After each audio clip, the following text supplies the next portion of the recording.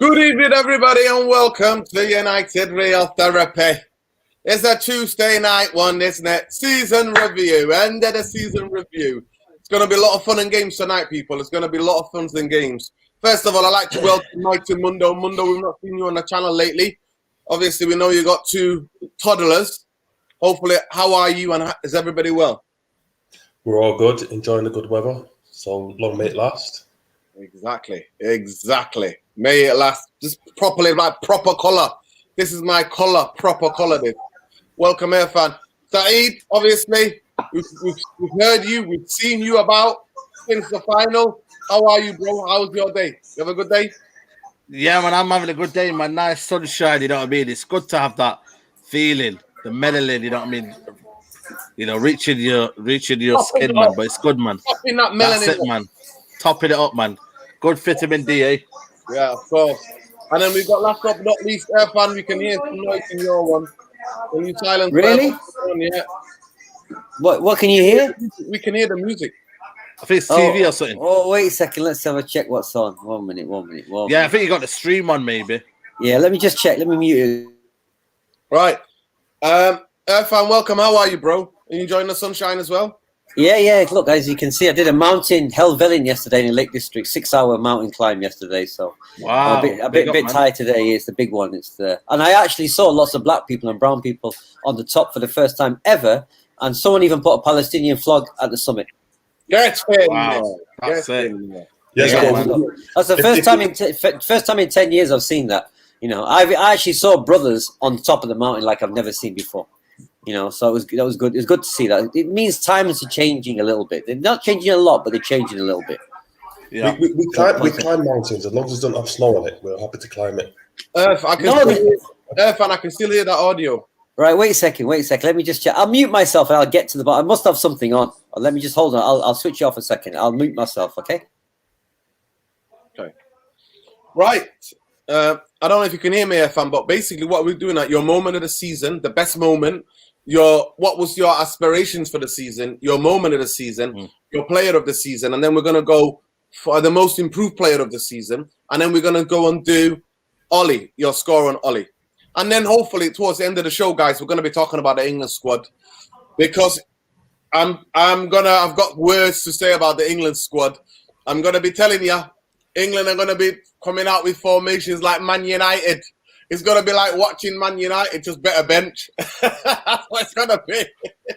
That's what it's going to be when you're taking that 4 fullbacks, unless you're playing a 3. You know, you're playing 5 at the back. But anyway, right, let's get into it. Mighty Mundo, I would like you to give me welcome everybody. Please like and share and subscribe. You get the likes up. Yeah, man. Get the likes up. Please share this on all across your social media platforms, and let's build the community. Mundo, I want first up your aspirations at the beginning of the season, and then I would like you to tell me your moment of the season.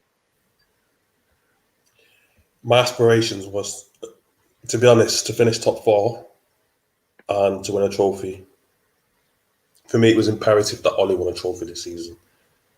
So that I didn't expect us to win the league. We're so far behind City, Liverpool. I'll probably say behind Chelsea as well now. So I didn't expect us to win the league, but top 4 and a trophy was minimum requirement. What was the second question? Moment of the season.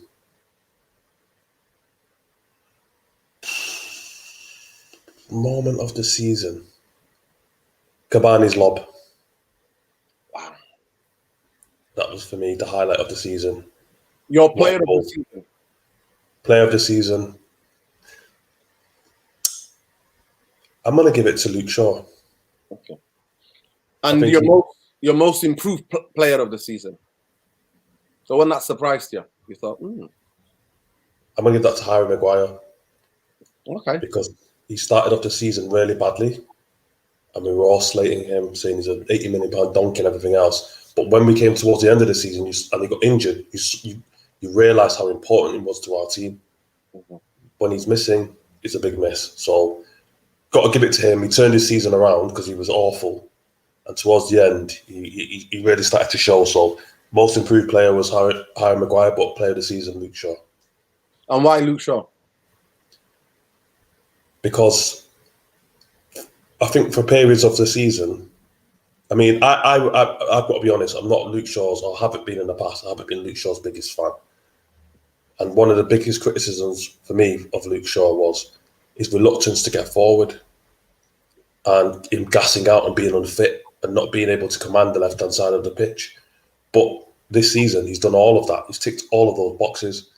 And for parts of the season, he would struggle to find a better left-back in the Premier League, probably a better left-back in Europe at some, certain stages of the season. So he's really turned it around. And, I think he's got one of the highest assists in the league for a left-back. And yeah, he's just all-round game. I just thought he was consistently our best performer. Mm-hmm.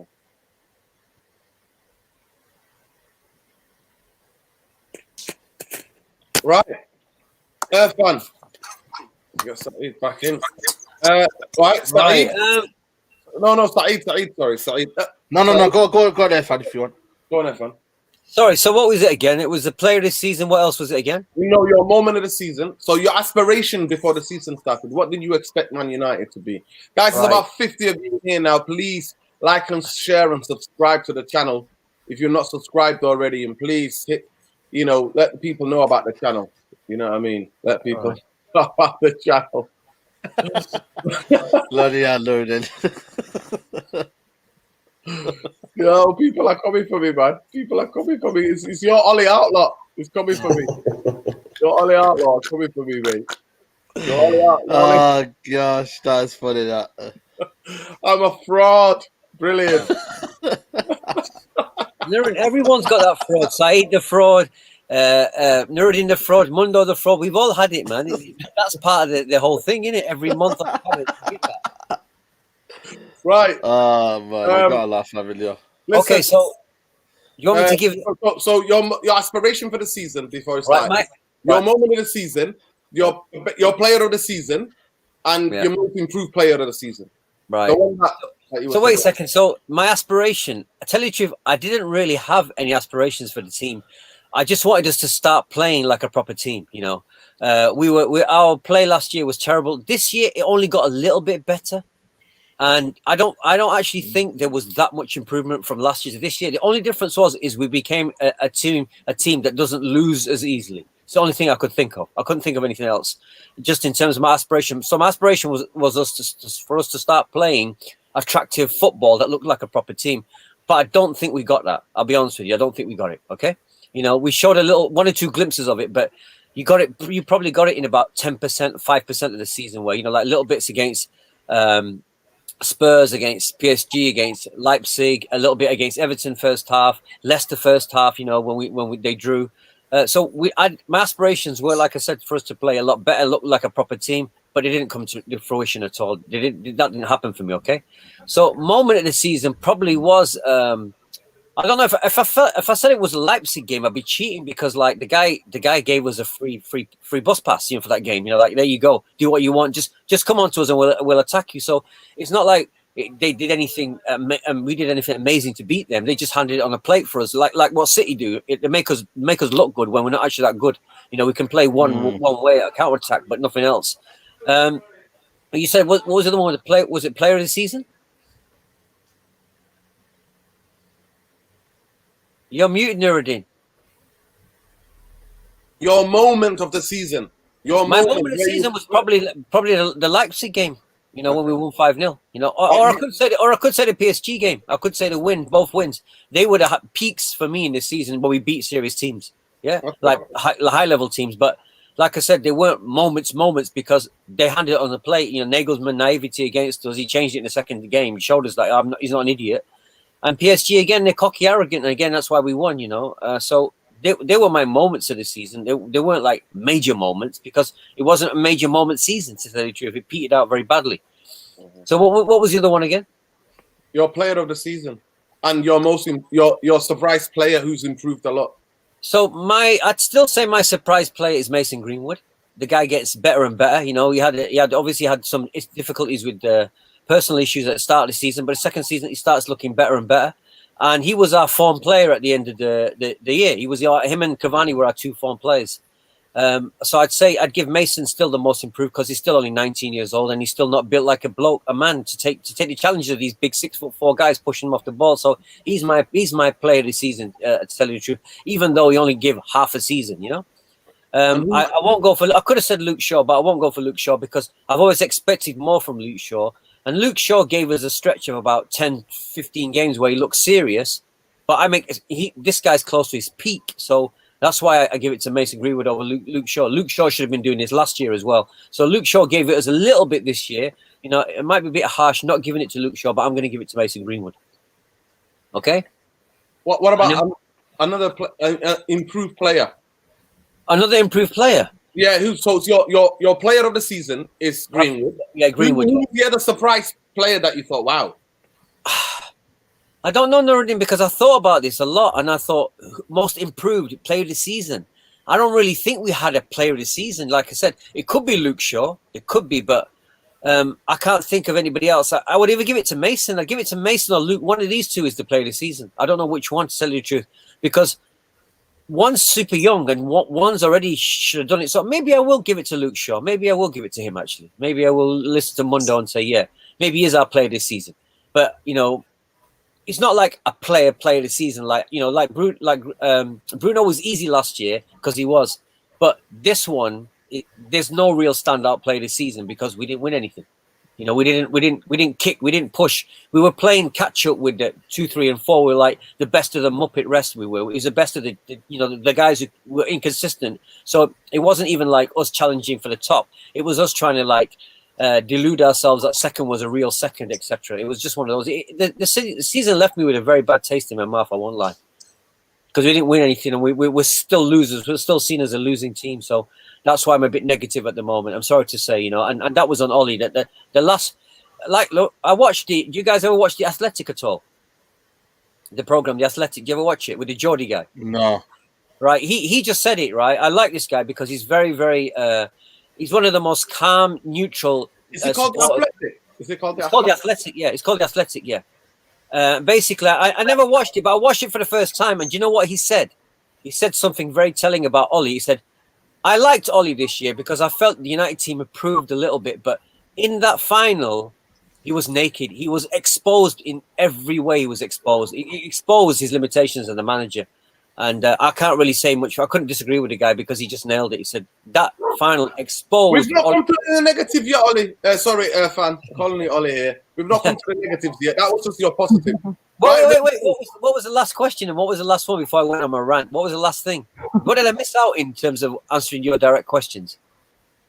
That's it. I think was that it? Yeah. So I gave. It was your aspiration for the season, your moment of the season, your player of the season, your most improved player of the season. Right. Okay. Hi, Rachel. Welcome. We've not seen you for a while. Sorry, we've not seen you on here for a while. How are you? I'm a little bit ill, but I'm alive, so it is what it is. How are you guys? I hope it's not the Rona, is it? No, it's not that. Thankfully, no. Yeah, exactly. So it could be worse. Hopefully you'll Rachel, I've just been asking everybody about their moment of the season, their player of the season, their improved player of the season, and then I was going to come up to their score for Ollie. So I'll come up to that question. No. If you just give me your moment of the season where you jumped up your seat, kind of, you know, that moment, that big moment of the season. But before that, your aspiration, what did you think we could achieve before the Premier League kicked off? I didn't think we'd get top 4. I didn't think we'd win anything. I thought it was going to be like just a terrible season, to be honest with you. Since, you know, the transfer window was so bad. There's nothing much to say there. I didn't think anything good was going to happen this season. Your player of the season? Luke Shaw, for me. Okay. And your most improved player of the season? Probably Luke Shaw again, to be honest. I mean, he's been consistent. He's given us a good 6, 7 out of 10 every game. I think even in a bad game, which I think, well, obviously the Europa League final was a bad game for him as well, but it was for everyone. But I think individually, I think he had a poor game in the FA Cup win against Liverpool. But even then, he wasn't terrible. He wasn't dragging us down or anything. He was still doing his job to a decent level. He just wasn't the Luke Shaw that we'd known for the rest of the season. So I think Luke Shaw's been very consistent this season overall. Guys, in the comments, please give me, I'll repeat it again slowly. Your aspiration for the season before they kicked off, your player of the season, your moment of the season, your player of the season, your most improved player of the season. Right, Saeed, this is coming to you now. Talk to me. You've heard the question. Yeah. You know I don't need to repeat Yeah. A moment where you jumped off your seat.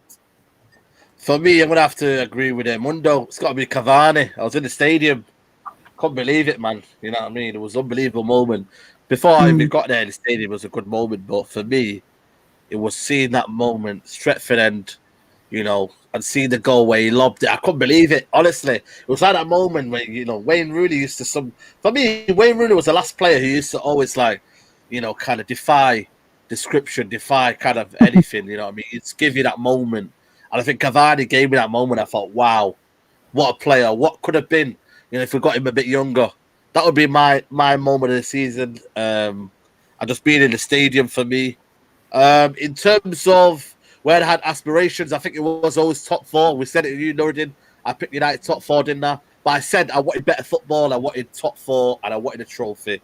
We didn't get that, obviously, as you can tell. You know, that's one of the things that happens. My most improved player this season has got to be Luke Shaw. For me, I wanted him out. I wanted him sold, but he's proved me wrong. And fair play to the lad. You know, I've never seen a career, you know, make a spin like that for me. It's been unbelievable. Player this season, I would have to give it to Luke Shaw again. I think just for me, the way he's carried us in terms of that left-hand side, I've been very, very resolute. You can't knock him down for me, really. I think that pretty much covered the loading. Yeah. Also, your improved player, most improved player was Luke Shaw. Your player this season was Luke Shaw. Right, I'm gonna stay with you. I would like you to give me. Obviously, I know what's coming already. Think about it. So don't think you being the chairman of the Ollie Out Brigade. Okay, put that part aside for a minute, right? If you can, it's possible for you to park that. If you just park that, take the hat off. You know that general's hat. Take the general's hat and put it to a side for a minute, right? Yeah. Looking at the season, the whole season, looking at the how truncated the season was, looking at it, there wasn't any kind of pre-season. We were lagging. Yeah. You in your wildest dreams expect United to finish second and to go unbeaten, right? With a unbeaten record in the league. Away from home, Away from home. And in those lens, so I'm trying to keep it to those lens. In that, I'm going to get you that tunnel vision, right? What score do you give out of Ollie and out of his team? You're proper searching for it during the night, you know what I mean? I'm going to have to give it to you. If you base it on that, then you'd probably say like a 7. You know, if you base it on that, you know, if you're saying second in the league, and you know, away from home, you'd have to give it a strong 7. But the problem is you have to have circumstances are always going to be involved. I think Liverpool season, you know, for me, who would have thought that would happen? I think Chelsea's start of form in terms of with Lampard, all these factors, then it would be different. But obviously, you know, if we came second and we away from home, best away record in the league, you know what I mean? We've not lost a away game in the whole calendar league. I think maybe a whole calendar year. I'm not sure last time we would have lost in the Premier League. I can't really remember, to be honest with you. If you look at it like that, and of course, you know, I would take it. But, you know, this is why football is not, you know, like a game where it's magnified to that level. You know, are circumstances, extenuating circumstances, and that for me masks it all. And just kind of for me, that's why I don't have that tunnel vision. I kind of see outside of that, and I look at it and think, you know what, hasn't been a great season, and for me, it's not. I'll be honest with you, it hasn't been a great season. Okay, what about the coaching staff? What score do you give the coaching staff? For me, I'd give it probably a 1.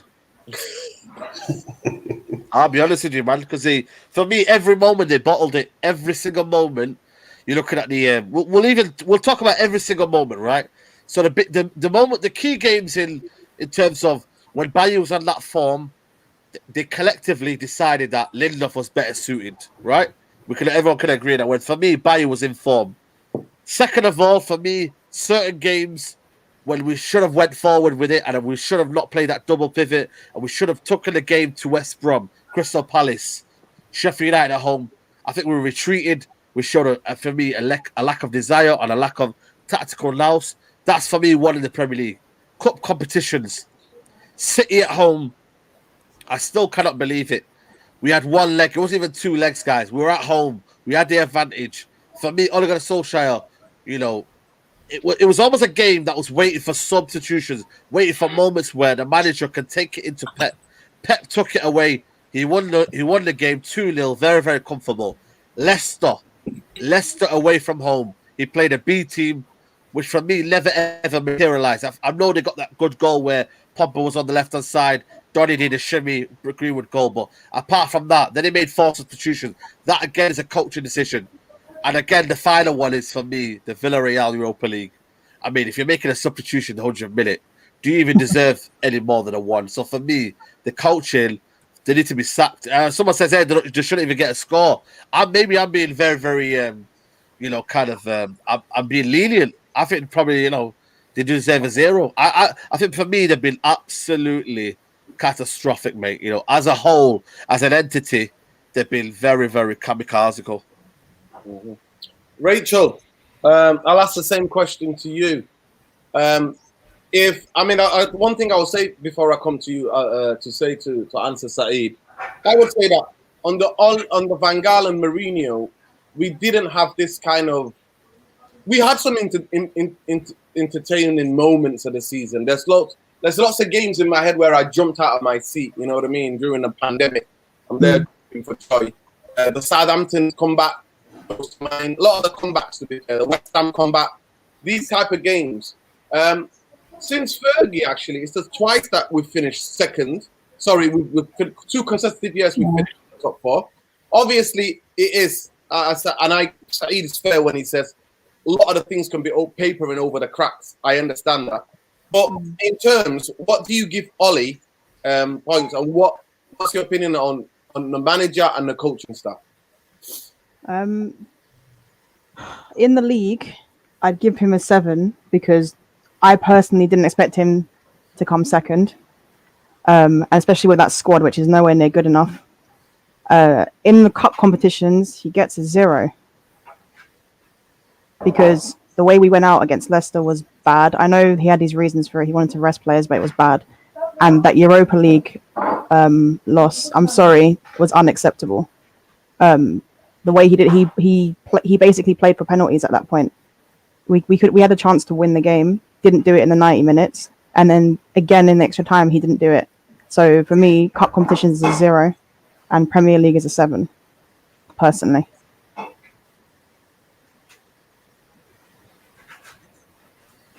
Oh, I think you're muted. What about the coaching staff? Oh, coaching staff. I find this one very difficult because in terms of like what Saeed said with the substitutions and that, I know coaching staff, like especially like the assistant manager, has a contribution in that respect. But at the end of the day, Ollie didn't make the decisions to make subs, and that's his decision as well. So I wouldn't blame it all on the coaching staff. In terms of the tactical side of things and like, the system and all that, my views are still the same. Like, our players aren't good enough anyway. And in terms of the double pivot, we don't have players that we can reliably play a 4-3-3 or in a more attacking formation because our players aren't good enough. So that's how I view that one. But I think out of 10, I'll just give them a 4. That's it, really. Nothing much to say about them, to be honest. Irfan, come to you. I'll come to you. Ollie and the coaching staff. Yeah. So look, so let me give you the premise. Thinking that second time, only since Fergie, we finished twice in the top 4. Yeah. We play slightly better football under Joe. We better than Jose and Van Gaal. It must be said. We have to acknowledge that. Agreed. Yeah. And we kind of have a bit of an emotional connection with certain players than we didn't before. So looking at that tinted, we're going unbeaten. We finished second. None of us predicted to finish second. Of course, there's a mitigating circumstance. There's a more circumstantial the reason why we finished second than we actually finished second. But thinking all that in those lines, what do you give him? Some people are split. Some people give him a number for the league, a score for the league, and a score for the cups. Okay, so look, you know, the guy was meant to be a stopgap. The guy was meant to come in and get the poison out of our club. With Mourinho made it poisonous. Okay, he came in and he did the job. You know, he put his arm around the players, etc. And we know man management is a good guy because he's a warm, lovable sort of guy. We know that, okay, because the players like playing for him. Okay, so that's just one aspect of the management. Yeah, okay, I give him that. Now, if we'd won something this season, I would have given him an 8. Right, I would have given him an 8. Okay, because we came second. Like you said, there was massive mitigating circumstances why we came second. It's not like a real second to me. It's just, you know, someone could say, "Oh, what do you mean it's not real second? Second is second." But like I said, Liverpool flopping and Chelsea having to change the manager halfway through are quite major mitigating circumstances. Okay, and the fact there was no crowding. Okay, so it's a strange season. It's very hard to judge. So on that, yeah, I look at the team and I look at Ollie. Yeah, I just look at all the way the teams play, and I don't know what the coaches give to this team. I don't know what they've given. I know Ollie gives man management, but I don't know what the coaches give to the team. I don't see any pressing. I see inconsistency in style of play. I don't see anything. I've never watched United in every game I watched. I think I watched pretty much every game this season, home and away, every cup. I think I watched every game, and I don't think I ever said to myself, "Oh yeah, look, this is Man United. Look what we're doing." You know, even those counter-attack goals. You know, they just that's a little part of the game. So, you know, the bottom line is with that is that Ollie does well man management, but Ollie is a coach. Ollie as a manager with the coaching staff he's responsible for. I don't even know what score to give because I don't see anything. You know, I really don't see anything. And you think, you know, a couple of years together, they'd have something by now, okay?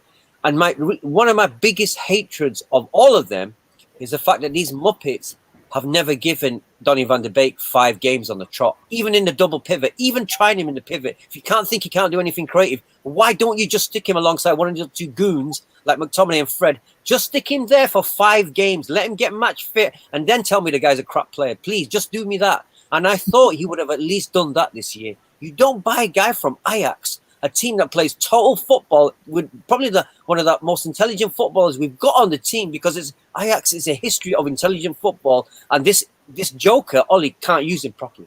So this is why, you know, when people talk about Ollie out and why I get angry. This is what this guy makes me the most mad about. Is that thing there? We can't use players, and let's be honest, it's clear that Ollie didn't want the guy. It's clear. But if Ollie was a smart manager, he would use him. He'd learn how to use him. He gives his lover boy Scott all this time. Why didn't he give Donny van de Beek the time? Why didn't he do it? Yeah. You know, this is the thing. It drives me up crazy. So look, if we'd won the Europa Cup, Europa League, we'd won that, I would have given him an 8 because I'd say psychologically we broke the barrier of we can win. But the fact that we lost it and the way we lost it, it's a 5 or a 6 season. It's a 6, possibly 7. If I was to be hard, I'd give it 7 because the fact that we had this amazing unbeaten run, you know, which cannot be underestimated. But even with the unbeaten run of it away, I'm still massively underwhelmed by this team. I really am. You know, there's nothing that leaves me like, wow, whoa, amazing. You know, I don't like to tell my friends I was watching United last night. I just keep it quiet. Don't tell them I'm watching United. I just have to keep it quiet. Because we're not kicking ass, you know. Look what's happened. It's a quiet thing. You don't tell people anymore. You just do it more. You know, with friends. You know, Luridin used to talk about them secret coffers. You know, when it was at the peak. Now we just have to say, I'm a United fan. I'm watching United tonight. Yeah. Oh, this is the truth. It's truth. You know, I'm the oldest. I've been watching them since the 70s. You know, I remember the barren times. But the point is that I just expected a little bit of a style of play. You know, like we can play 4 different games. You know, we can play the press, the counter attack. We could try and beat the low block, but it hasn't come. But the way we lost the game in Villarreal, you know how bad I felt. I felt almost as bad as when Mourinho was in charge and we limped out against Seville in the Champions League.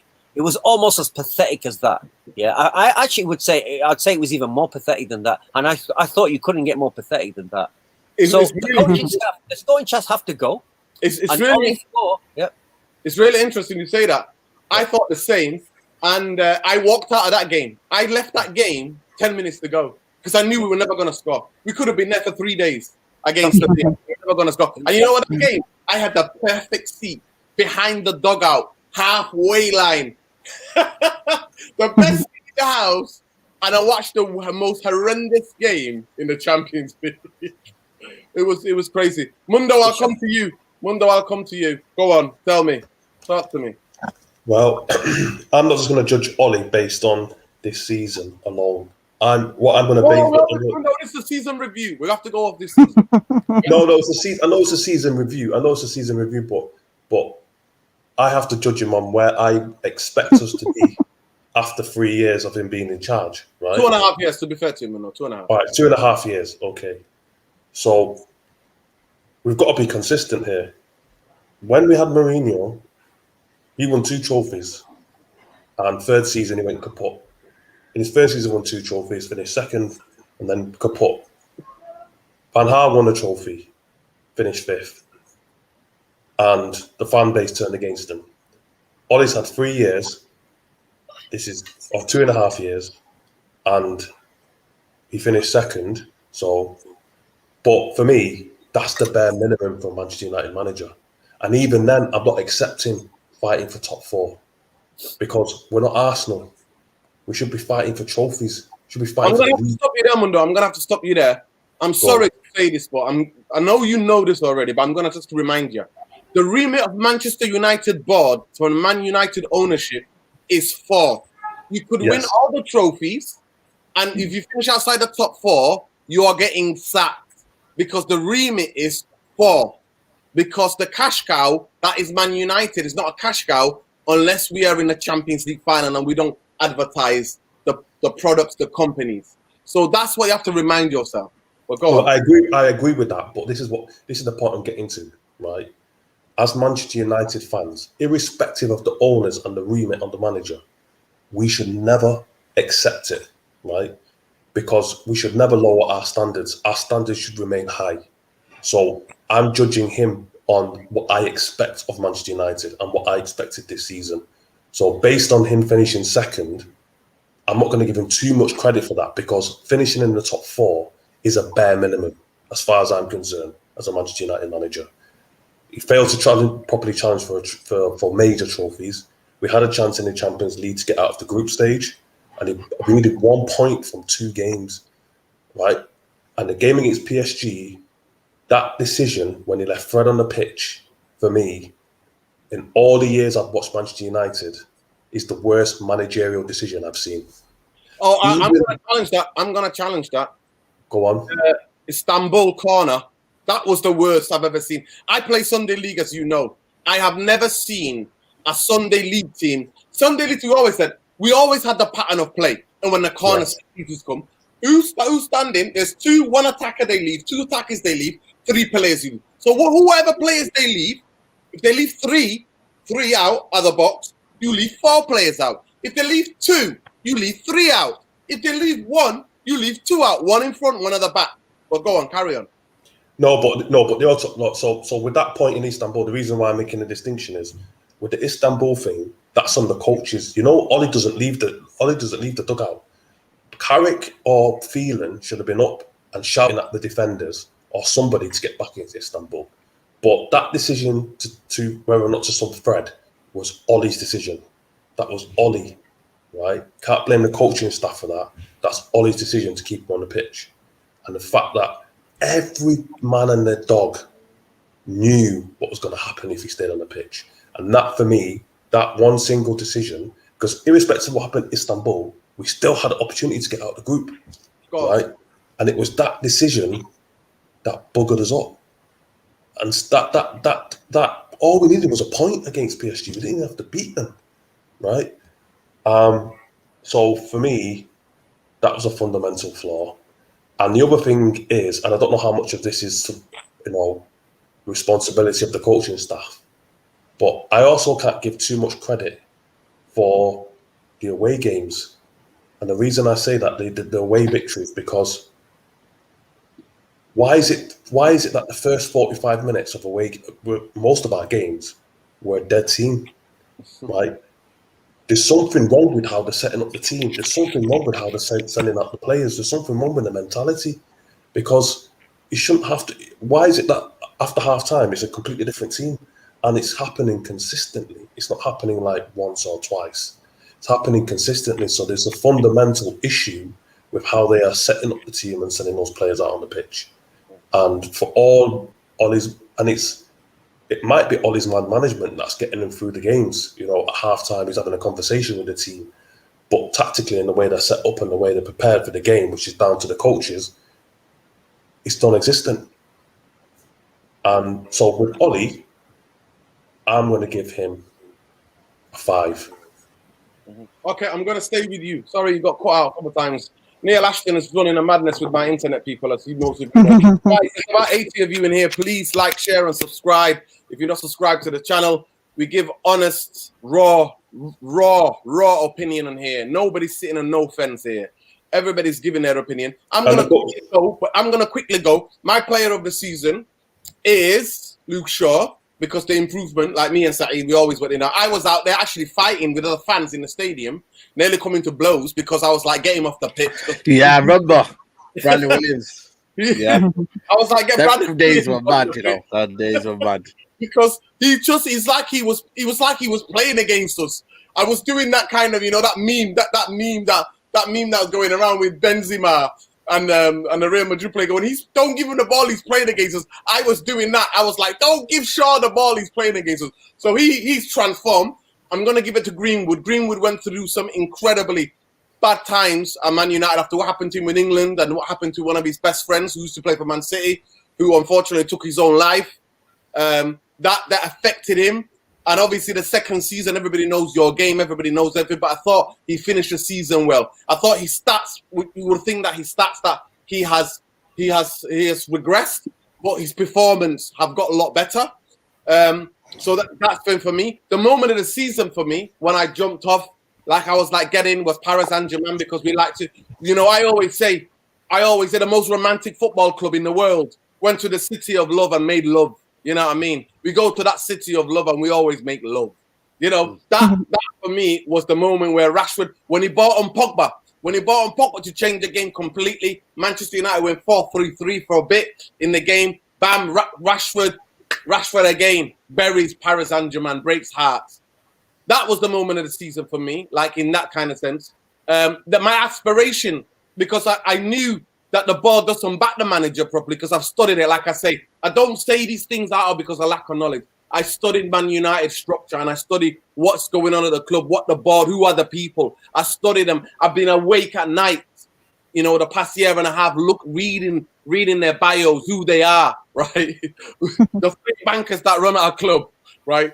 I didn't expect them to do anything. And again, Donny van de Beek was not his player. You know what I mean? I don't even think he wanted Telles, you know what I mean? Or even Diallo and these guys. I don't think he wanted those guys. But anyway, that, for me, looking at all of that, him finishing second, I didn't expect anything to happen. I'm going to give Ollie, you know what? I'm going to be balanced and say 5.5. I'm going to give 5.5. I'm going to give the coaching staff 0. Yeah, for me as well. I'm going to give the coaching staff 0 because they've just shown how, because I don't expect anything from them. 2 of them were left behind from Mourinho anyway, and you should never do that. You should bring your own people in anyway. And that's why we've got boys for the, you know, I called it. You know, a lot of the sayings, I coin it, you know. Job for the boys.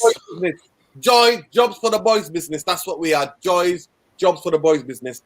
And answering my own question, that's it. Yeah, I've done that. So I'll stay with you, Mundo. What do you think? How much do you think the football, knowing all you know, Moyes, Van Gaal, Jose, Ollie now, what's to me, the biggest thing, like I said, I study who the people who run us, who they are. No other football club, no the big super clubs in the world or in Europe, not as club as Heritage was ever run by 3 bankers from the same university.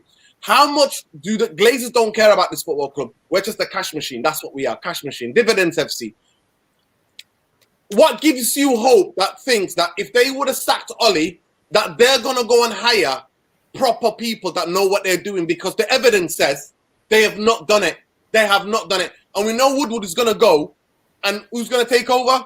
Richard Arnold, another Bristol University graduate, another JB Morgan fella. So I want you to tell me, if we say you are in the camp of Ollie out, you're part of the brigade, right? Tell me, where do you get this belief and trust that they're going to go and hire somebody that's going to stabilize us or build on the decent work that Ollie's done. Because I do believe he's done a decent work. The Luke Shaw form is down to him. Managing an 18-year-old like who's mourning the loss of his friend throughout mid-season takes a lot. It's good management. The reason why we come back in the second half is because it's the way he talks to the players. He makes them believe. So there are things that I see in Ollie that I'm saying that's a fact. And I'm just being honest about it. That's how I see it. I will always call it as I see it. But tell me, this current structure, what makes you trust them to change it? To be honest with you, I don't trust them at all. I don't trust them to make the right decision. I don't think they've made any good decisions from day dot since Fergie left. Mundo, can you start that again? That we just clipped out. Can you just start that again, please? Sorry, yeah.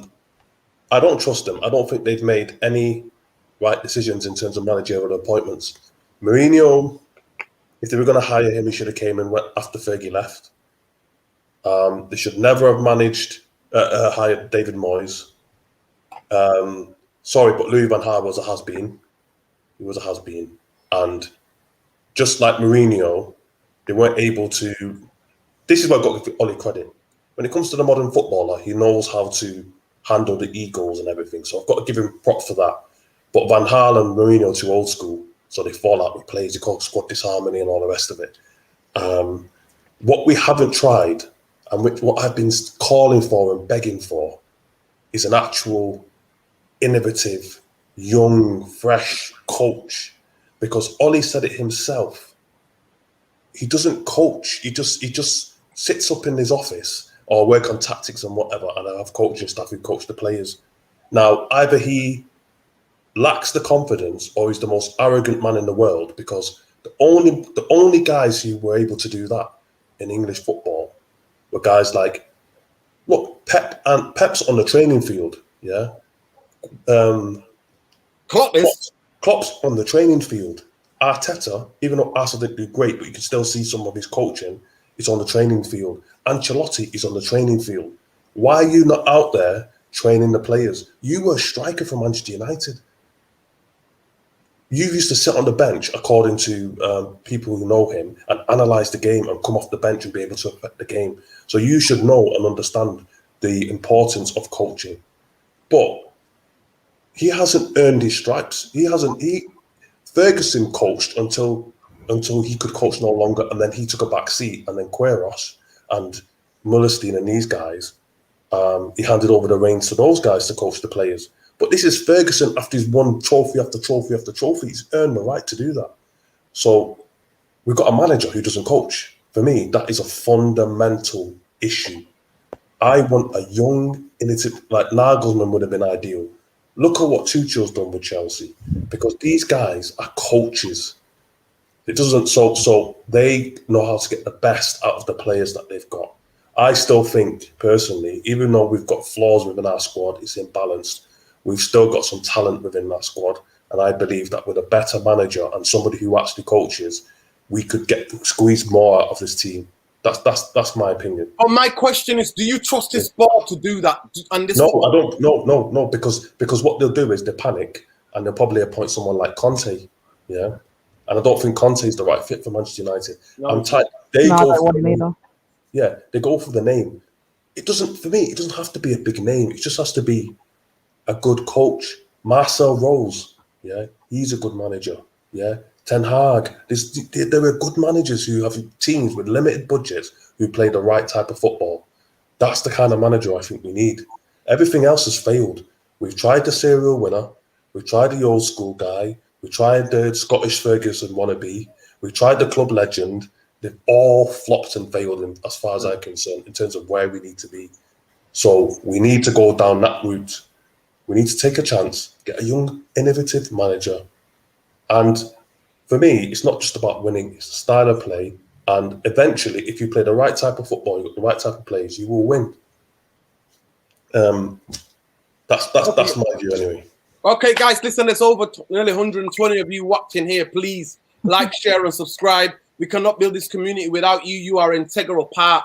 I look at all of it across the YouTube channels. I click on all of your comments because I appreciate every one of you making a contribution and coming on here and interacting with us, because that's all we are. We're fans. We all have our opinions. Nobody's opinion is more superior to another. This is the egalitarian, utopian people when it comes to football opinion. We will be doing a fan phone in 100% soon. We're going to get to the England, but I'm going to go with the same question to Rachel and then to Irfan. I don't believe this structure that we have will do anything useful. I think that if they do something useful this summer, it will be because of the whole Super League mess and the fans, obviously protesting. But the issue is, if we were to get, say, for example, this summer we got, I don't know, say we got Sancho, and then we got like a Declan Rice or an Ndidi, and then we got a Varane. Say we win a cup and we finish top 4 next season. The season after that, in the summer, they're not going to back whoever's in charge again. So we're not going to go anywhere with this structure, because unfortunately, every single team around us is going to get stronger in the summer. City are already ridiculously strong. Liverpool will probably, I don't think they'll be that great, but I think they'll improve to the point where they will be comfortably top 4. Chelsea are probably going to do a madness in the summer. I've heard quite a few rumours about their transfer budget and whatnot, and considering they've got a very good squad already, adding some extra quality like a striker, like a Harry Kane or something, is ridiculous. So obviously Leicester Leicester will be there or thereabouts. Tottenham may come back depending on whether they keep Ryan Mason or if they actually hire a real manager. So I think next season is going to be very difficult for us, and I think it will continue to be difficult while we have the Glazers. And I disagree with the whole getting a manager and keeping the same squad would have been a better season for us, because I don't think we would have won the league, no way. And we might have gotten a cup, but I don't think we would have won the Champions League. So yeah, we would have gotten the Europa League or a League Cup or FA Cup. But really, is that what we want? We want Premier Leagues, don't we? We want Champions League. That's what we want. That's what this club should be fighting for. So I don't see how we're going to get to that stage ever with the Glazers in charge. I think they'll have a summer where they'll try and shut up the fans. A lot of the people that didn't really care about Glazers out and care more about manager out will go back to that. They won't keep up the same momentum anymore. So I think we're just stuck. If I'm being honest with you, I have no hope for this club at the moment. Honestly, I'm so demotivated with it. I've stopped caring a little bit. And even if we have a good summer and we have a decent season next season, the season after will go back to being crap. Then Ollie will get sacked, which is fine. Honestly, I'm done with Ollie anyway. And then it will be the same cycle, and I'm just tired of it. If I'm being perfectly honest, we're not going anywhere with them. Yeah. Thank you, Rachel. Irfan, just before I come to you. Yeah, I mean, I'm trying to be fair, guys, because obviously we did a Straight Jacket podcast yesterday, and people were like getting super frustrated with me, saying I'm a coward, I'm sitting on the fence. For me, it's about the footballing structure. And the footballing structure, you don't necessarily win, because a lot of teams have footballing structure and they don't necessarily win. But the football structure gives you a chance. It gives you a chance. It gives you a platform for the whole vision of the club, from owners to the board, to the coaches, to the manager. Windy. Thank you, Windy. Windy's put a thing on here, and Windy has said the Glazers have tasked Ollie with doing more than the managing the first team. Ollie's impacting the whole organization, which is not the job a Premier League manager to do. But that's what I'm saying to you. So that's why when I give credit Ollie. I don't give credit out of blindness because he scored a goal in 99. I don't do that. I give him credit because Ollie has done more than Van Gaal and Jose did in the background. I mean, people forget, under Mourinho, our under 23s got relegated. He had 0. He wasn't here for it.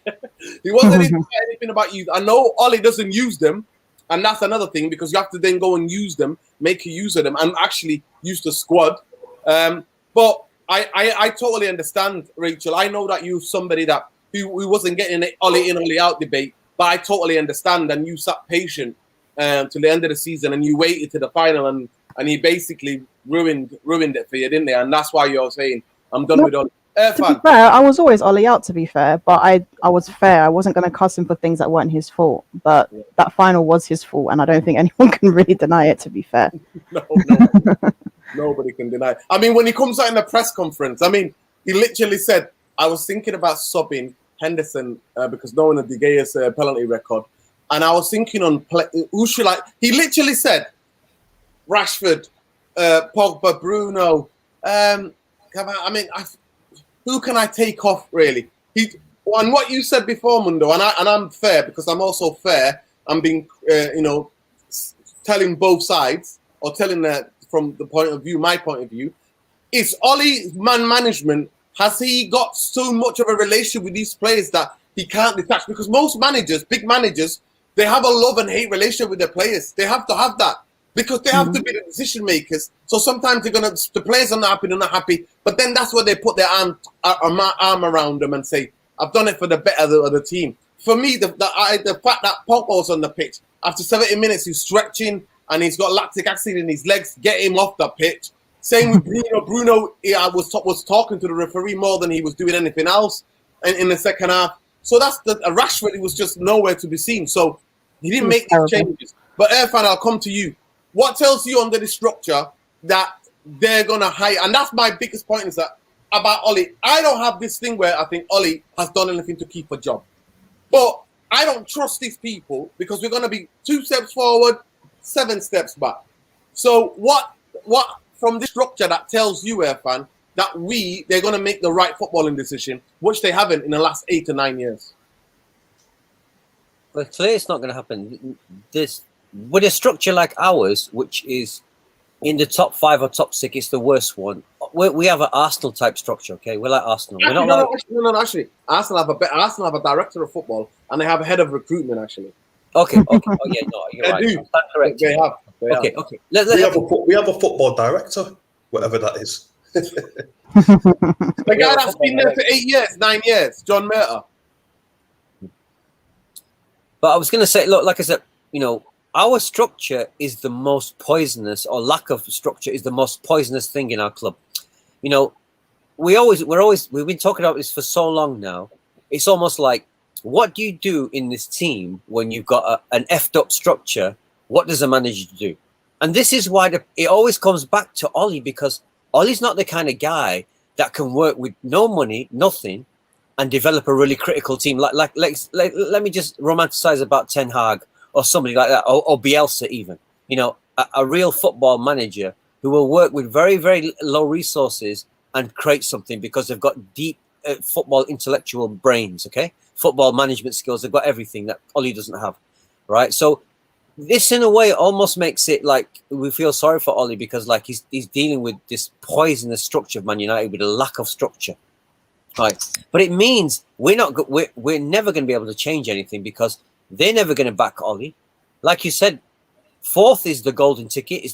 That's all they care about, 4th, yeah.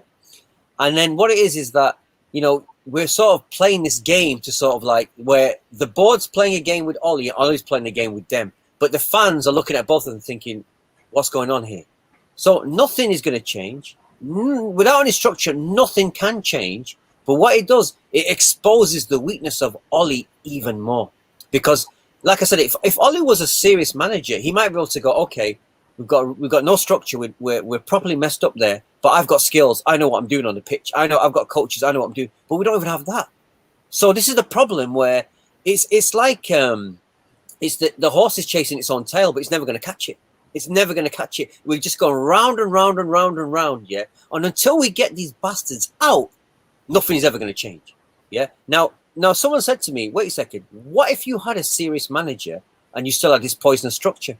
And I could say, fair enough, that might work for a little while. One of these guys could do it. But ultimately, even that top manager is going to go, wait a second, you don't have a structure. What do you want me to do? It's going to come back to the same thing over and over again. And that's the problem. When we look at, like, people talk about Mourinho, people saying get Conte and getting these players, right? First thing, we have a style of play. We have a style of play. We like breeding young players and we like to play attacking football. We don't care if we win or not, but we're used to attacking football, okay? That's why Conte's out, okay?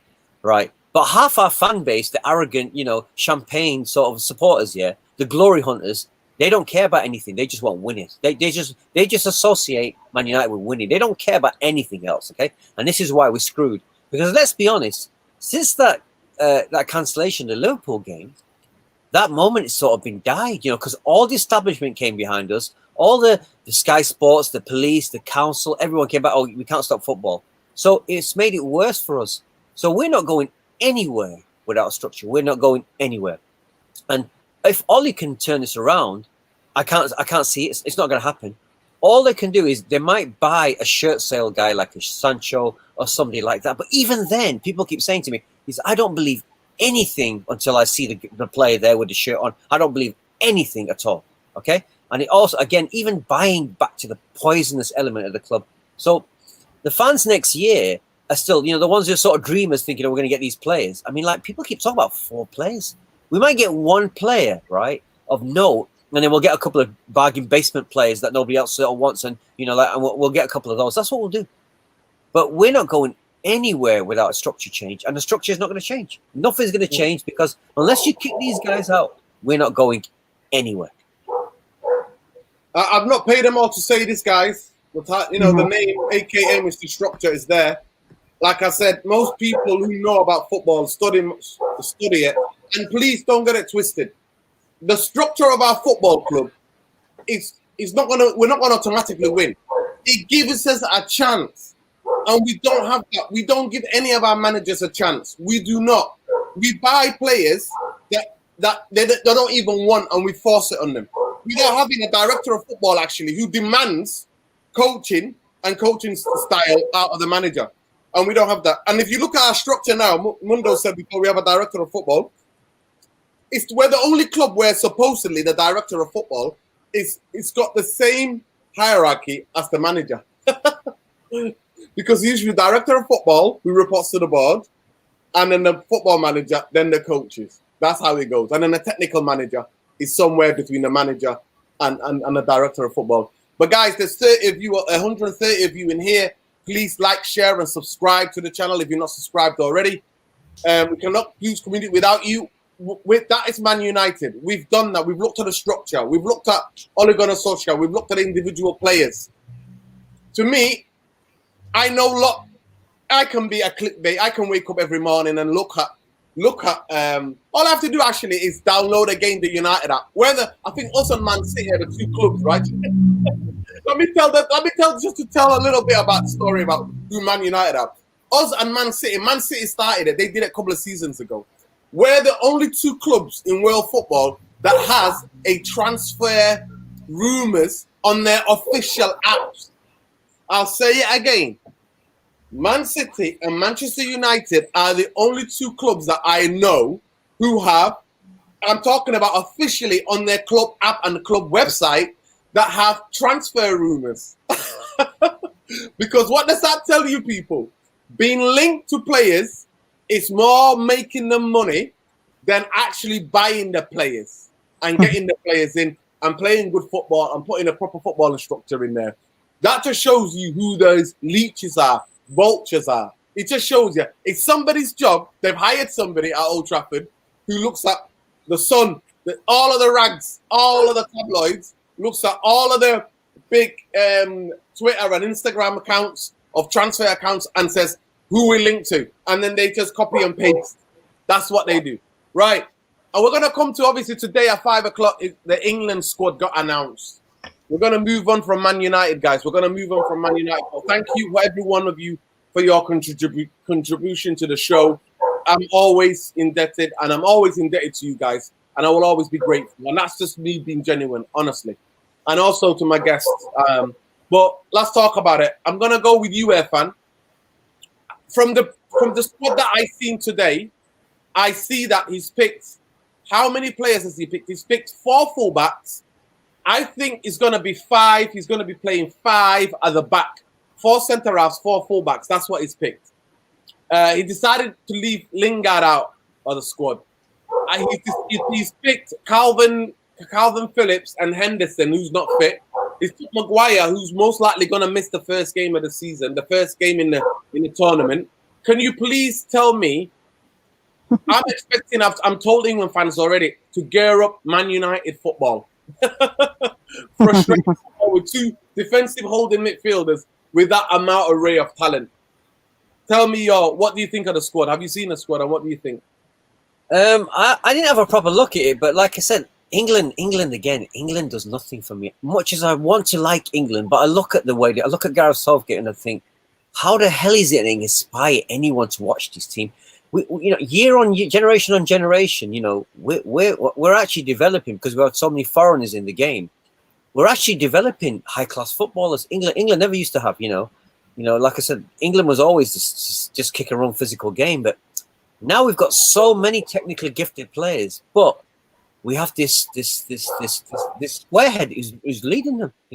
This kind of nice sort of school teacher type that ticks all the boxes and does all the like things the FA and all the board want. He's a good guy, wears a nice t-shirt and a tie and looks the part, But footballing now, so I mean, whoever takes Gareth Southgate seriously, I don't get it. I absolutely don't get it at all. So looking at the team, like I said, I'll be surprised if this team gets to the quarterfinals. I'll be very surprised. And that's because they don't have a coach. They just don't have the coach. Look at them. Look at the team. We've got a couple of. I mean, I definitely have no problem with Calvin Phillips there, because I think he's one of the best midfielders in England. But we're looking at the team. I mean, a top manager could do something with them lot, but I don't think Gareth Southgate can. Like you said, Ollie with the two, the pivot, the two defensive midfielders again. That tells you a lot about this guy. This guy is not a proactive, creative, dare I say, swashbuckling, forward-thinking manager. He's not that kind of guy. He's defensive. He's happy to get a 1-0 and get the steely defenders to see the game out. I mean, a proper manager could do something with that many players, that many decent players there. It's crazy how you've almost got on technical ability. I don't think I've seen such an array of gifted talent in England ever in my lifetime. I don't think I have, but I can't see it going anywhere with this manager. I just can't see it. I can't see him getting a tune out of this squad at all. I can't see it. You got to be a very clever manager to work with those sophisticated players to get something out of them. He's definitely not Gareth Southgate. That's my honest opinion. Mundo? I mean, I agree with Earthman. I think if you give a top manager, someone like Pep, this team, it'd be a dream for him, this squad. It would be, because you've got players, you've got ballers like Foden and Grealish. I mean, if it was me, I'd play like Reece James or Kyle Walker centre half. And play Trent or someone, and Luke Shaw, and play like the Liverpool way or the City way. Declan Rice can play as a holding midfielder. You can play 2-8s. There's so much you can do with this squad.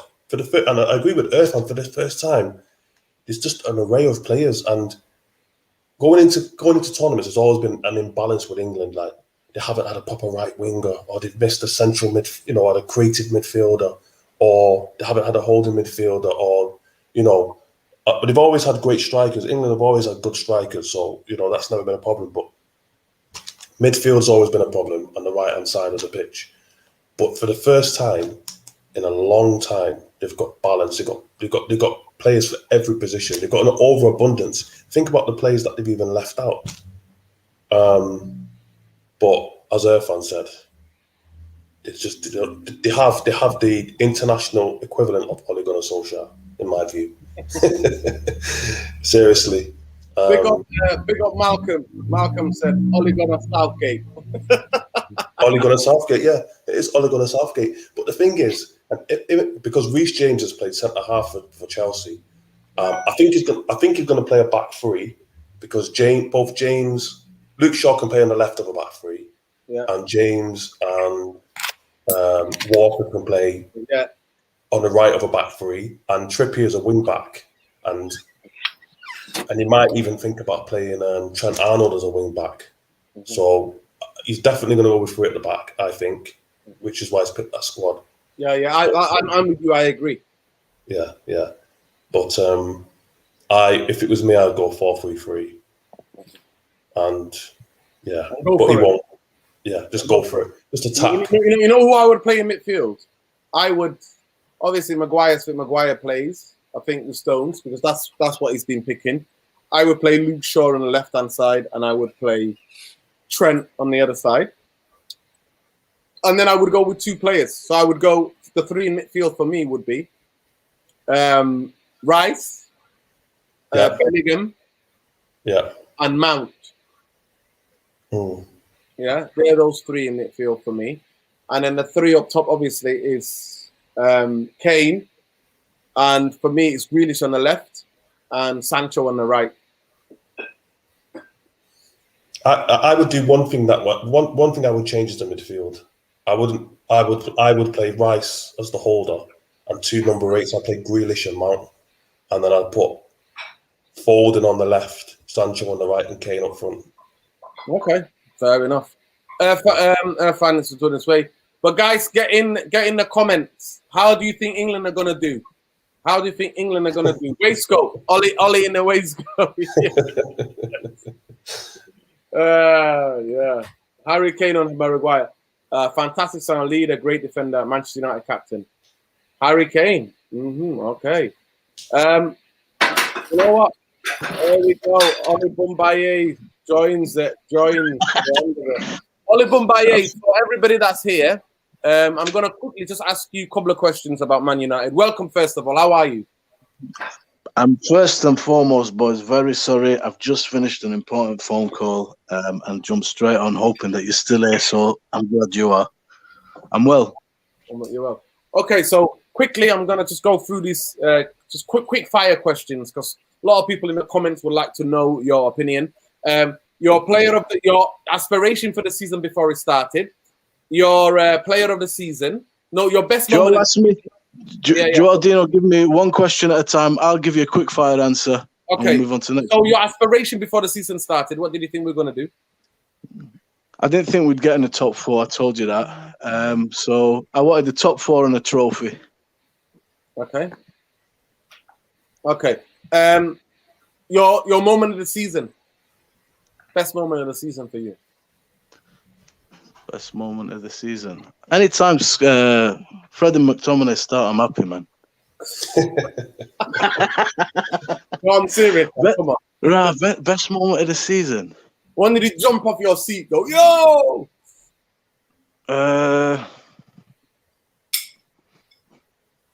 Wow. Quickly. What was your best moment of the season? Was it RP Leipzig at home? Was it the Cavani chip? Was it the comeback against Southampton? Was it comeback against West Ham? Do you know what, man? We'll go with the Cavani chip. Okay. Your player of the season. Luke Shaw. Your improved player of the season.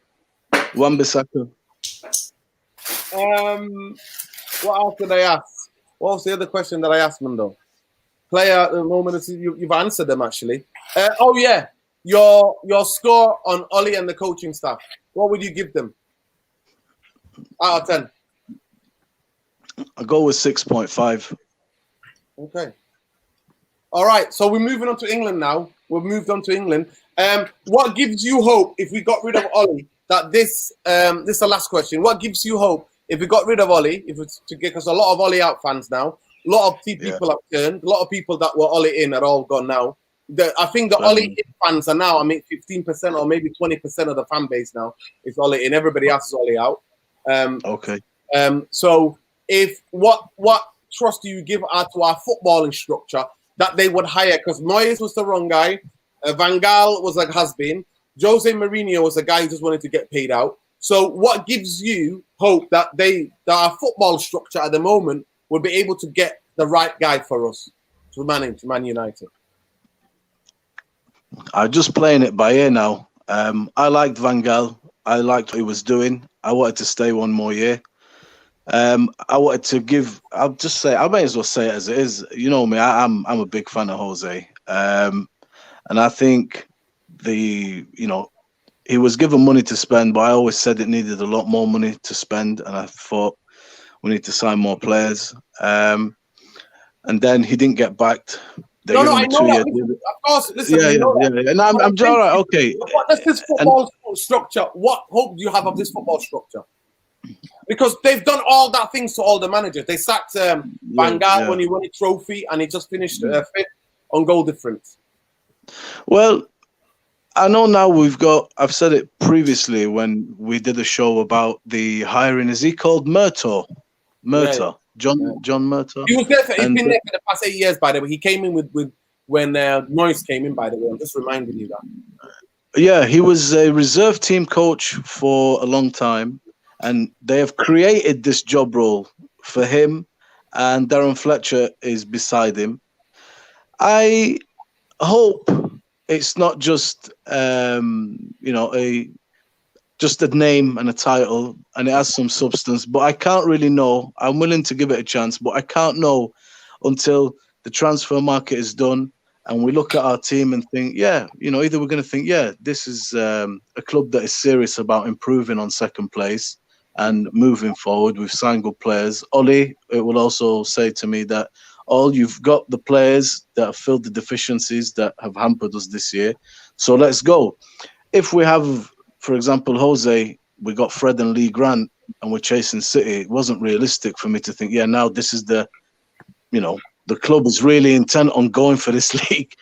So if we don't sign anybody, then it won't really matter, John Murtaugh, Fletcher, nothing. It'll just mean, well, this is not great. I can't see us doing anything against City and whoever else is coming behind us. So I think the intent and how happy we are will be based on what we do. So I'm just hopeful, bro. I don't know what else to tell you about that. Okay, right. That's England done. Sorry, that's Man United done. Coming to England, have you seen the squad? I've got it on the screen here. What do you think of the England squad? Everybody that needs to go has gone. Everyone that needs to go has gone. You think Lingard is unlucky? He's because Lingard does something different. Lingard, out of all the forwards England have picked, Lingard offers something different because Lingard is the only guy that makes runs and does off the ball. He is a guy you can come off the bench in a tight game, but I'm shocked that they took four fullbacks and forgot to take Lingard. But go on. I accept the team that he's taken, other than the 4 right backs that he's taken, because I believe that England will set up in 3-4-3 and 4-3-3. They'll play both, because I thought 3-4-3 served England well at the last tournament, and the only reason I say that is England are notoriously, we notoriously struggle to retain possession, and with that effectively 3-4-3 or 5-3-2, whatever you want to call it, it allowed them to gain yards up the pitch and have the ball a bit further up the pitch. It might have not increased possession duration, but it allowed them to get that ball further up the pitch. So I like that formation. I think we have the players to play it, especially with Luke Shaw, Chilwell, Arnold, Reece James. And if you got I know people are struggling with Arnold a little bit, but if you got Kyle Walker back there and you got Sancho in front of him, it's nice. It's it could work. But Lingard, I think all I can say for Lingard is I'm happy that the guy's found his joy again, man, because I love the guy. And I'd even keep him, to be honest with you. I'm just a big fan of the kid. But the fact that he's not gone, I'm disappointed for him. But for me, I hear what you're saying. The kid breaks lines. He is a little bit different type of player, but there's a good side there. There's a good side with players that have also had really good seasons and bring qualities to the team that just edge him out. You can definitely tell you are a glass half full kind of person. I, on the other hand, am not. I think England will play like Man United. With we've got Phillips and Henderson will become the new Fred and McTominay. That'll be their McFred. Even though England have better options, and I actually think that Greenwood could have gone. I don't know why it's not gone. I don't think it's an injury, and I think Rashford should have been rested. I think Southgate. I think Man United as a football club, they've all could have come together. Rashford should have had having the operation that he needs and the recuperation that he needs till before the end of the season. I think that should have happened. But somebody just asked me a question here. Would I take Nuno? Martial Ayub, I just asked me. Martial Ayub, for Man United, would I take Nuno? No, I won't take Nuno because he's too defensive, but I would take Nuno's coaching staff. I know that sounds like a weird. I think his coaching staff are brilliant. The way he taught the likes of Conor Cody and the other guys to pass out when they play 5 at the back, the way they pass the ball, they're one of the best press resistant defense back 5 I've watched all season. So his coaching staff are brilliant, absolutely brilliant. But for me, Nuno, unless he goes somewhere else and shows me his attacking intentions, on the Wolves, he was a bit too defensive for my liking. Too much like Conte and Mourinho, too much scared to lose. And Ollie's already doing that to me anyway. So why would I want somebody like Ollie? Ollie already does that to me. He already does that to me. One thing I would say about Nuno, though, Nuno makes changes. He doesn't just watch and sit. He makes changes. And I think he was unlucky to lose his job. Irfan, I'm coming back. Wait a second, Rudy. Is there any manager apart from Ollie that makes changes? Is there anyone that doesn't make changes apart from Ollie? Can you think of another manager that doesn't make changes? My biggest problem with Pochettino is that he waits till about 75th minute. And he only makes one substitution at the most. That's why I was never a bit. I understood Poch when I really watched him for Tottenham when he was struggling. I never seen him make changes. I was like, what the hell? And that was one of my biggest reservations about Poch. And I was telling people, when people were telling me, Poch in, why are you defending on him? Why are you defending? I'm like, because Poch doesn't impact the game. We need a tactical guy who and coaching staff who know how to make changes, who react to what's going on in the game. For the better or worse, we need the guys to try to make changes. But anyway, going back to England, I think that... Just a quick one. Just a quick one. I don't know if you heard the news, but Ancelotti's just gone to Real Madrid. Yeah. So we knew that. We knew that was happening. Yeah, he's left Everton. Yeah. So Nuno's not going to be available anyway, because if you choice between Everton and Man United, it's probably going to go to Everton. Right? They've got a better footballing structure.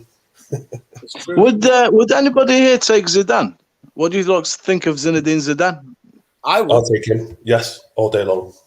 I would take him. The only thing is that if there was a proper football structure, Zidane without footballing structure, like Irfan said before, it's like the horse chasing his tail, because he'll get fed up.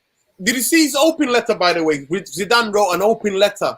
Yeah, I read it. When it comes to man management, because he's apparently Perez wanted him to be more meaner to the players and to the people working, like the 150 people who work in the club. He wanted Zidane to be meaner to them. Can you imagine that? That is the president of the football club saying, you're not mean enough. You're not a bastard enough. You know what I mean? You're not mean enough to the staff and to the players. You're not a winner in that sense. And that open letter. And he basically spilled the beans, everything about Real Madrid. How they kept feeding the newspapers like Marca. That's like the mouthpiece of Real Madrid. And they're basically telling, if he doesn't win these next two games, he's going to be sacked. I mean, he exposed them all. If you can find it, guys, please read it. It's really interesting. It's the first time you get a really interesting kind of debate. I think this thing with Ole will run his course. I think if Zidane's available in January, because if the things are going to go the way I think they're going to go, Ole and the coaching staff will have no leg to stand on by January or in the summer. So I think Ole deserves the 3 years, or maybe the 3.5 years. I know some of you are screaming, going, "Oh no!" And on this one, I'm in a bit of Ole Bumbaye's camp to see if this structure, this Murta, and I don't think they're going to do anything because because they don't have the power. The reason why I don't think let me ask you a question then, Nuri. Let me ask you a question then, just so we can just make this clear. Right? You know, you said you like Zidane, you take him, yeah, right? With this, despite this poison structure, the lack of structure we got, what do you think he could do in the same position that Ole's in with this poison structure? What could he do better than Ole could? He reacts to games. Zidane reacts to games. Zidane's quite tactical. He reacts to games. He makes changes. If he sees something on the pitch, he makes changes quickly. And the other thing is that it will be continuation of Ole, because he'll put his arm. Everybody's Zidane. Zidane is an absolute legend. So everybody, all the players he's going to be managing, all looked up to Zidane. They were all kids who wanted to be Zidane. So he'll have that. Plus, Man United may be able to attract bigger players because people may want to play for Zidane. Yeah. And he'll keep it steady. He won't be coming out. He won't be toxic like Conte or like Allegri would be, or like Jose was. He won't be. But what he would do is make changes. He would make changes. And I think also Zidane would be somebody who might infuse himself with a Man United culture, how Man United was, because he doesn't have one. He played for Bordeaux, he played for Real Madrid, he played for Juventus. He doesn't have one. He's not been at one club, and he doesn't have a one point of view of managing. He's seen it. He's been different places. So he might be willing to himself to adapt. But I don't think Ollie finishing second is going to get sacked anyway. So it's hypothetical. But I think in January or at the end of next season, or this season, at the end of this season coming up, I think the decision will have to be made. And if Zidane is available, Zidane is. No, I understand that. Of course he did. And the players that they bought for him, and the way that some of the he did his best. I mean, they had a chance to win the league in the last game of the season, and they weren't there. So he galvanized the players. He picked them up again, and he had an aging midfield. I'm sorry to say, but I called it. Bro,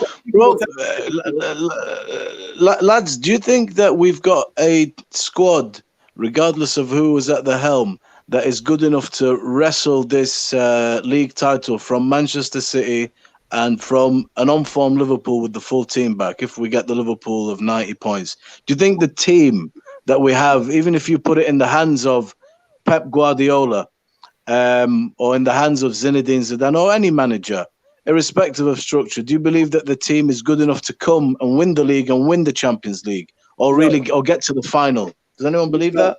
No, because for you to win the Champions League and to win the league and to win the league, you have to have your owners, your board, and a plan, a proper plan, like an absolute tight-knit objectives and a plan, and everybody working hard. And we don't have that. We don't have the football structure.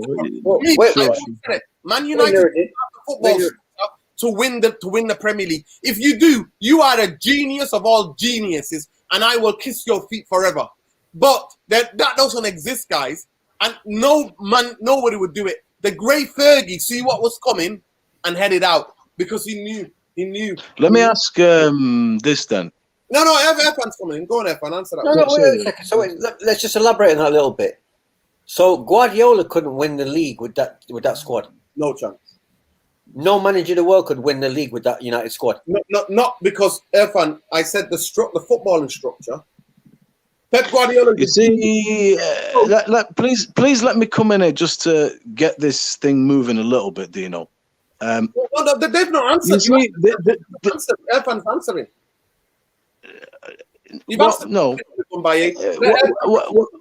What I'd say to this, just to make it a bit more interesting, when people are saying Ollie out, or people like me are not saying Ollie in indefinitely, I'm saying the structure is what is behind the scenes that fuels and certainly helps you to get success on the pitch. When the club is a family, when every sail is, all ships are sailing in the same direction, we're all on the same wavelength. But it's really difficult when we say, is this squad good enough? No. We can't get an answer because the structure comes into it. Is Ollie the right man for the job? Well, how can I answer that when I'm always being drawn back into the structure? How can I say Mourinho and Van Gaal were complete failures, or they should have been given this more, because they both have come out and spoken about not being back, getting third choice players and stuff. There's a common theme that runs throughout this debate that undermines the actual debate itself, because it's like we're not sure of what we are dealing with because of something that we don't see on the pitch. And do I absolve the players because it's the structure? Am I pressing the manager too hard? Or is he good enough and he just needs time? Or is it the structure? Do you know what I'm saying? It's really difficult at Man United when we're always talking about structure. This is why I just asked the footballing question. But can I just go on from your point then, Bumbaye? Can I just say from what you just said? I'm just looking for some clarity. That's all, really. Yeah, but I'm going to ask another part to this question about the structure, which I not really had anyone ask, but you made me think about the question just from what you just said. Do we blame Alex Ferguson or Sir Alex for the mess of the Glazers getting hold of the club? Do we blame him for that at all? That's the big question. I always want to ask that question, but depends.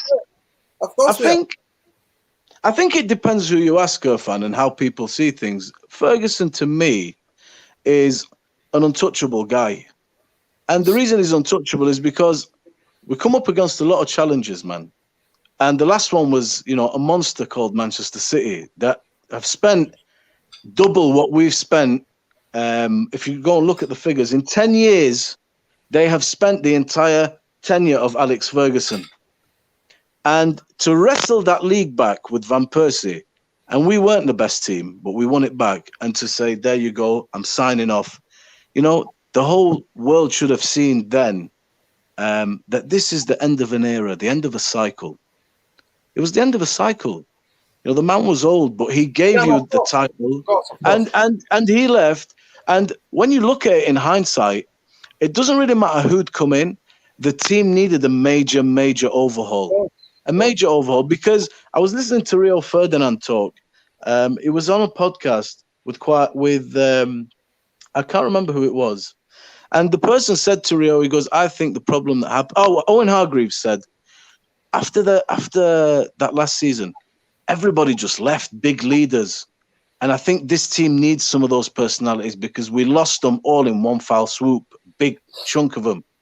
You know, Vidic left, Rio left, Evra left, aging team, characters at the end. Forget that, Oli Bumbaye. Forget that. Yeah, Fergie, yeah. So Fergie left, and then our CEO, our chairman, was also allowed to leave. Yeah. So I mean, Alex Ferguson, the man has done his job. He deserves a statue there. To me, he's untouchable. Right, This isn't Alex Ferguson's fault. To me, from Fergie. Sorry, Oli Bumbaye. And Mundo's not spoken for a while. Mundo, the original question that he asked: would a manager have made Man United win with this squad? I believe that the squad is too imbalanced. I believe that it's got major deficiencies. I believe that as United fans, sometimes we look at some of our own players and we look through rosy tinted. You know, what I mean, we look through rosy tinted. Yeah, and let's hear what the fans are saying as well. And we think that they're better than they are, but they're not. But Mundo, there you go. Take that away. I think that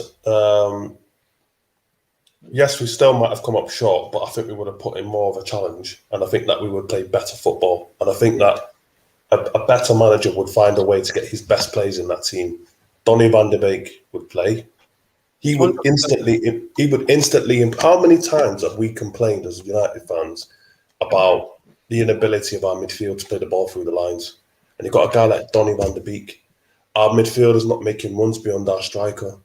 You know, when McTominay went through that red-hot form, when he was banging in goals, what changed? He was starting to make runs into the box. Run beyond, but then all of a sudden, and I don't know if it's tactical from Ollie, he stopped doing it. And it was just like side to side, and him and Fred were stood next to each other in midfield. With Donny, it's not even, it's one pass through the lines from Donny's feet to Bruno, and you're on the attack. You saw it against Wolves. Wolves having the fans in the stadium. Last game of Nuno, and the players were trying hard. The Wolves were not thinking, we're on the beach. They were like, we want to give our manager a send-off, and they wanted to win. Donny and Matic played in midfield, and we looked 10 times better. That was one of the most enjoyable games for me to watch this season. Why? Because we played with Mavericks, Ahmed, you know what I mean, the Ngala kid. You know what I mean? Even James looked good and fluid in that game. Yeah, and the thing is, even though I wasn't Van Gaal's biggest fan, what I liked about Van Gaal is, he had a structure, and you know what, he decided, you know what, if I'm missing a left back, I'm just going to get a kid from the youth team. He utilised his whole squad, and he utilised players from the youth team. And Ollie just sticks with the same 11 over and over again. And Marcus Rashford has been broken for months. And he plays Pogba in the left. And Pogba's been effective next to Bruno. And then in the biggest game of the season, shifts him back to the double pivot. He's playing with McTominay, who he's not played with all season. So it's like, I'm sorry, but a better manager would make better decisions than him. What do you think about Zidane? How do you think Zidane would do at Man United? I think straight away with a guy like Zidane. See, this is the thing. We talk about Zidane's stature in the game, and he commands respect, for all he's achieved in the game. And you would think that him being in the dressing room would mean that he would get at least another 20, 30% out of the players just by his presence.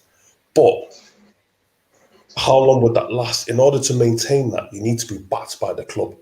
So if the players don't respect you, you need to be able to say, like Fergie could, this guy's overset the line, I'm getting rid. I don't care how big a player he is, don't care who he is, I'm getting rid, right? And we know that our club doesn't operate like that because Mourinho tried it. I'm not saying I agree with Mourinho's tactics. I'm trying to get rid of guys like Pogba and Martial. But no player should be bigger than the manager. But that's the kind of club we've become. Yeah. So even if Zidane is there, yes, he will command respect. But for how long? Because it's the same bunch of players that have thrown all those other managers under the bus. Even with Oli, yeah. When Oli came in, they were beating teams, playing attractive football. Yes, part of it is down to Oli, but part of it's also down to the players as well. I don't think Oli says to the players, go out and play absolute bullshit against Villarreal. Yeah. Well, Irrespective of the tactics and the manager, we had better players on the pitch and none of them turned up. But Mondo, don't you think they look fatigued in that game? Though? Don't you think they look tired? Don't you think that 61 games, they're not machines. They were going to get tired. Anybody could see that, especially when, remember, it's a final, so the emotional pressure on a player, which is much higher than normal, so that tires you. Heavy. But can I say something? Can we move on? Can we just move on from this, please? We've gone over that game loads of times. Irfan, Zidane. What do you think Zidane would bring to Man United? You just said it before, because it's a certain respect. You got one of the greatest players that ever lived. Not just a guy who came on as a sub and scored a winner for a club. We're talking about one of the greatest players that ever lived. There's an excuse to say he was probably in the top 3 that ever lived. Even some people say he's the greatest ever. So that itself is a wonderful magnetism for the club, because we are one of the great clubs of the world. Historically, we are one of the great clubs of the world. This is why this whole fiasco is so depressing. To see one of the greatest football institutions in the world run into the ground by vulture capitalists is depressing for all of us. Even when people who ask about United, just sort of people who know me a little bit and just mention football, and they ask me about a team, I say, look, you try to explain to them of a great company that's got this mad history, amazing history that fans all over the world have loved, but it's on its way out. It's got massive cracks. It's been destroyed from within by the greedy owners that have taken over it, and it's just a critique on vulture capitalism and neoliberalism. It becomes that, yeah. So Zidane would only bring magic and attract players and bring sort of notoriety to the club that Solskjaer can never bring, because he's such a huge, iconic player. Now, I don't know much about Zidane as a coach, because I watch Real a lot, but I've always watched him with this aging team. But then I saw him with Bale, Ronaldo, and all these players. I mean, how many Champions League did he win? Did he win 3 or 4? What did he win? Three in a row. 3, and then he won 2 league titles. I mean, that's crazy. People see him as sort of this guy who's not a particularly good manager, but he won 3 on the trot. Now, was that him or was that the players? He's in the top 5. He's in the top 5. I'm sorry to say, but he's in the top 3. Top 3, 4.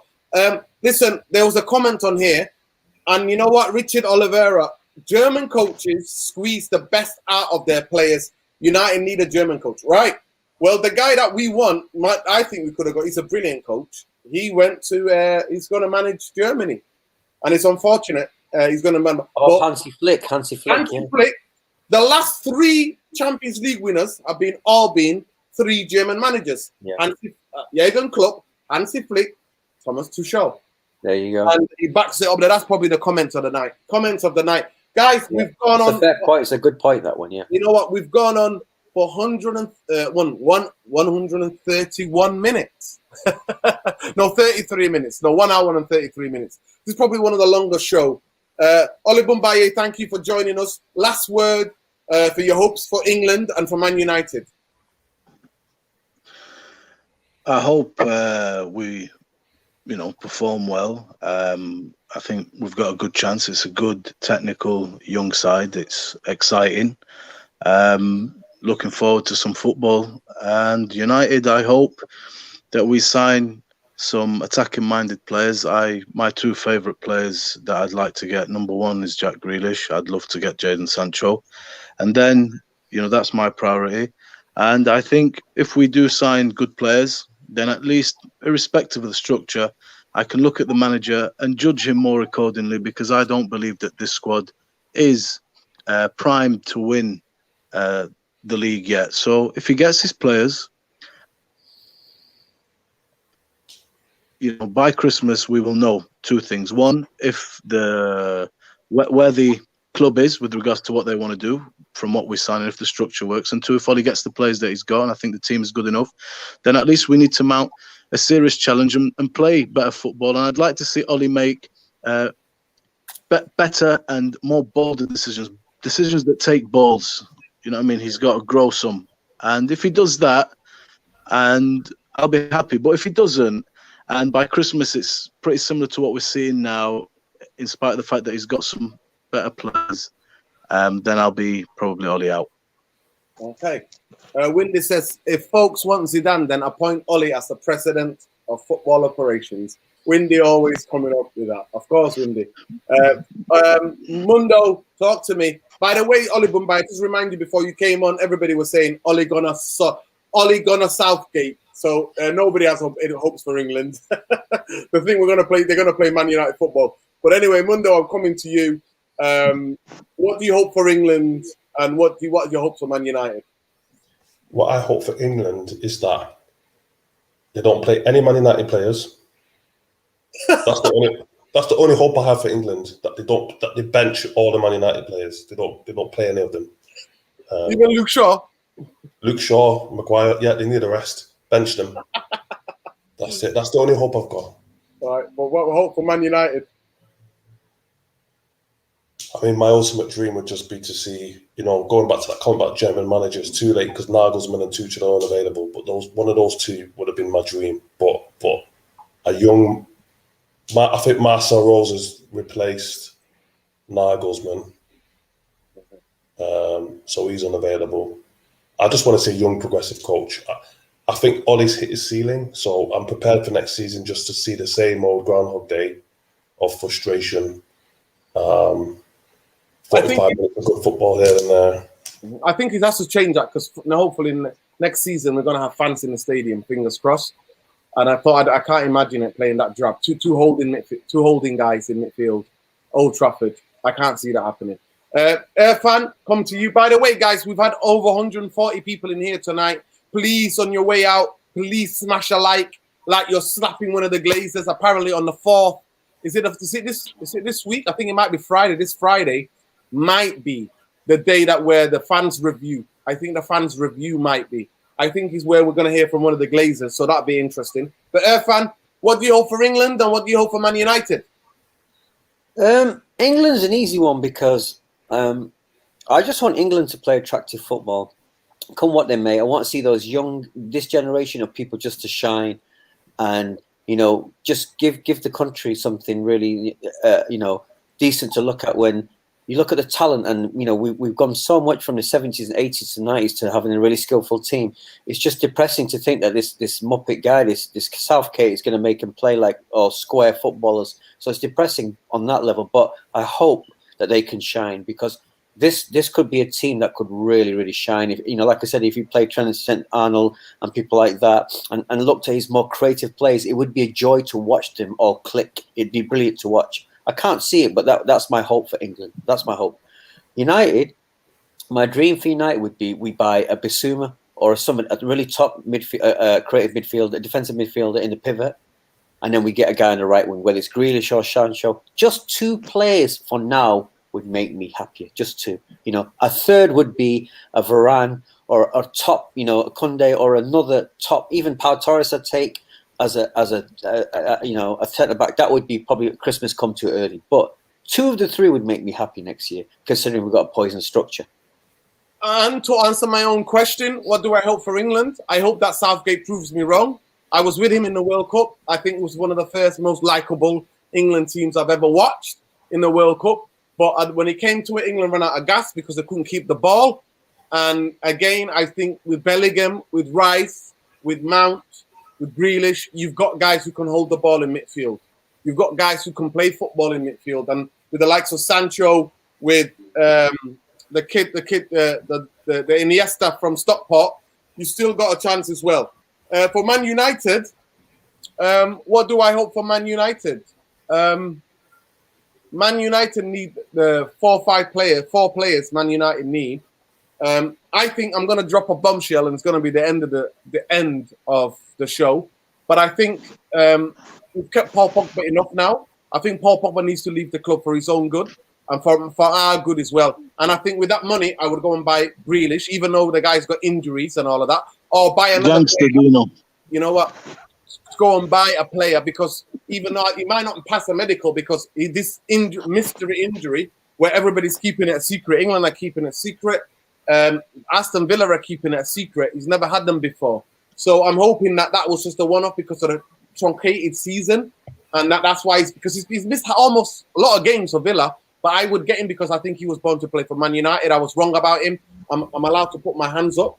I think I wouldn't even get Sancho. I would spend the money on Grealish, and I would go and get Neto from Wolves. Neto, Grealish, Ndidi, Rice, Basuma, these guys, and I would go and get Varane. In a perfect world, I would be like Windy. I think Oli would work on the Man United structure in the background, and Zinedine Zidane would be manager for me. But that's just me. But I don't think that's going to happen, because most likely Zidane is going to go to Paris Saint-Germain, because apparently Poch is trying to get a lot more money and more signing and more guarantees from PSG. And you know PSG, if you're not doing it, they get rid of you quickly. So they give you a chance to be there. They give you 2 years and they get rid of you. And that's the modern cycle. In modern football, no manager can stay at a club more than 3 to 4 years, because director of football is what are important. The football structure is important. You bring the coaches in. You say good night. You bring the other coaches in. The days of Fergie and Wenger and guys settling for a long time are over, people. They're done. For big clubs, that is done. Football is moved on from that, unfortunately. And it's not what would we want, but that's the reality. You have been absolute legends tonight, guys. I wouldn't get Sancho, me personally. I would let Pogba go, like I said. I wouldn't get Sancho. I would go and get Neto. Me personally, it'd be a lot cheaper, and we could spend the money on a centre half and on a holding midfielder, and somebody who's creative as well, who can play on the left hand side, on the other side, someone like Grealish. So yeah, that's the show, guys. 1 hour and 42 minutes exact. Thank you so much. Please, on your way out, smash that like button. Consistently, we've had this is probably the most biggest show that I've done in this channel. So in terms of numbers, so please smash a like so more people can see this video. It does some magic with the algorithm, so please smash a like on your way out. But I'd like to thank Mundo, Mighty Mundo, Oli Bumbaye. I'd like to thank Saeed. I'd like to give a massive thank you to Rachel, even though she wasn't feeling well. She still came on here and said her two-piece. It's been an absolute epic show. I've really enjoyed the structure of the show, because usually, even though I'm calling this a structure, I don't really have that structure. We just say how we feel. But thank you to every one of you who contributed. Win, lose, or draw, review or no review, Glazers out. Please understand me when I say this. A footballing structure gives you a chance to be successful and to be competing for big trophies. That's what it does. It doesn't mean you can win them, but that's what it does. Without that, Man United ain't going anywhere too soon, and we roll on again as the same thing we go. I spoke to Oli Bumbaye. I was Van Gaal out. I was Jose out. I was Moyes out. Then I studied the football structure of this football club and found out that there was zero structure. When I went to look at this for the structure, I found 3 bankers. 3 bankers from Bristol University. That's what I found. And no bankers have ever turned out to be footballing geniuses. That's what we are, guys. But let's be hopeful. Let's get behind the lads. You know what I mean? We'll do a proper England. Hopefully, I'll do a show in a couple of days' time. We'll look at the first 11. So please, all of you watched here tonight, keep an eye. It comes to the Euro semi-final. Everybody fit. Who's your first 11? Irfan, Mundo, Oli Bumbaye, think about your first England 11, because we're doing an England preview. But before that, I'm going to have a show that is going to be calling for the fans. Just me and you guys. I'm going to hear you out so everybody can listen. Any of you guys can join in as well, guys, if you want. But I want to hear the fans out. But big up to every one of you. Therapy is real. This is the Therapy Army. Love, light, always. Win, lose, draw, Glazers, Vultures, Leeches, out.